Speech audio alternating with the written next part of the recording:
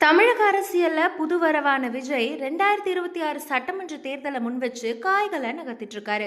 அனுபவம் இல்லாத தலைவர்களை வச்சு தமிழக வெற்றி கழகத்தை அடுத்த கட்டத்துக்கு கொண்டு செல்ல முடியாது அப்படின்றத உணர்ந்த விஜய் அதிமுக போன்ற கட்சிகள்ல இருக்க சீனியர்களுக்காக பனையூர் கதவை திறந்து வச்சிருக்காரா.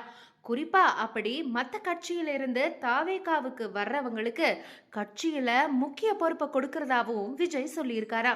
இதுக்காகவே பல தலைவர்கள் நம்ம இருக்க கட்சியில தான் அங்கீகாரம் கிடைக்கல, தாவேகாவுக்கு போனாலாவது உரிய அங்கீகாரம் கிடைக்குமே அப்படின்ற நோக்கத்துல தாவேகாவை நோக்கி நகர்ந்துட்டு இருக்காங்களாம்.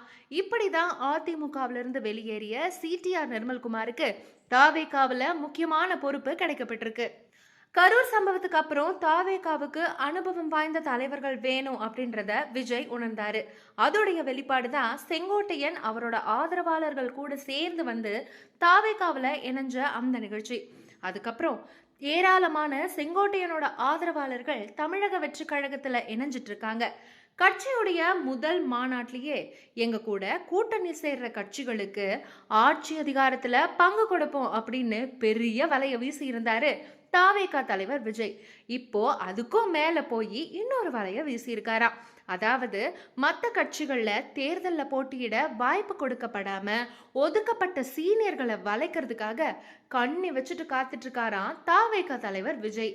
இது பத்தி பேசின மதுரை மாவட்ட தாவேகா நிர்வாகிகள் சில பேர் கரூர் சம்பவத்துக்கு அப்புறம் ஆண்ட கட்சியும் ஆளும் கட்சியும் நாங்க எந்திரிக்க கூடாதுன்னு மறைமுகமா பல வேலைகளை செஞ்சாங்க. அதையெல்லாம் சமாளிச்சுதான் தலைவர் விஜய் இப்ப மீண்டும் அவருடைய பிரச்சார பயணத்தை தொடங்கி இருக்காரு. இந்த நிலையில திமுக அதிமுக கட்சிகளை சேர்ந்த பிரபலங்கள் தாவேகாவை நோக்கி வர ஆரம்பிச்சிருக்காங்க. அதோட அமர்க்கலமான தொடக்கம் தான் செங்கோட்டையனோட வருகை. செங்கோட்டையனோட 50 ஆண்டு அரசியல் அனுபவத்தை பயன்படுத்திப்போம் அப்படின்னு தலைவர் விஜய் சொல்லியிருக்காரு. அவரை தொடர்ந்து பேச்சாளர் நாஞ்சில் சம்பத்தும் தாவேகாவிற்கு வந்திருக்காரு. இன்னும் சில பேர் கூட தலைமை தொடர்புல இருக்கு. எந்த கட்சியா இருந்தாலும் எல்லாரையும் அரவணைச்சு கூட்டிட்டு போற கட்சியா இருந்தாலும் ஒரு தொகுதியில ஒருத்தருக்கு தான் சீட்டு கிடைக்கும். அப்போ எதிர்பார்த்து காத்துட்டு இருக்க 4 பேருக்கு கண்டிப்பா அதிருப்தி ஏற்படும்.